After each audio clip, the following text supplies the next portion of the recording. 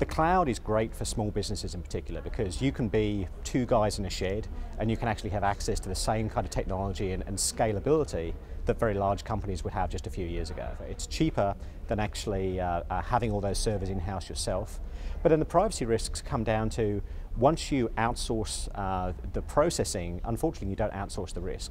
So one of the challenges is that when you're in that situation and you have put your data into the cloud, in most cases you don't even know where that cloud is. So some cloud companies now are giving the option of having a cloud in a specific geographical location, because as we know, privacy laws vary from jurisdiction to jurisdiction, and it's really important that you actually understand what the jurisdiction is where that data is, so that you can make sure you're applying the right legal framework. There have been plenty of cloud-related information security incidents and breaches. That's where the real costs come in. They can be expensive for business interruption.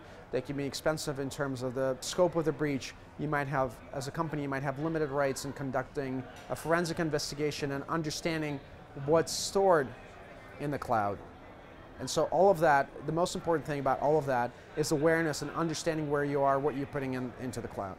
And then thinking further about that is iCloud or other cloud backup services. All you have to do is say yes on the device, and suddenly again the material from the device is being stored not only on the employee's home computer but on a third-party cloud system. And if the employer doesn't have some kind of corporate agreement with that third party, the third party has the data with no agreement in place to protect it.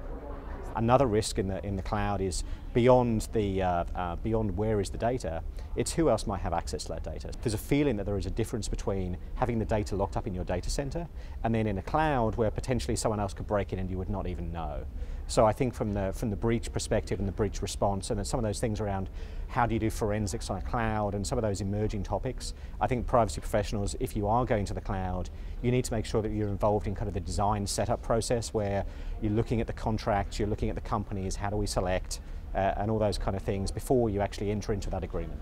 Raises questions around data breach, data handling, cross-border data transfers, government access to information, and all of those fun things are exciting at the individual level and at the regulatory level.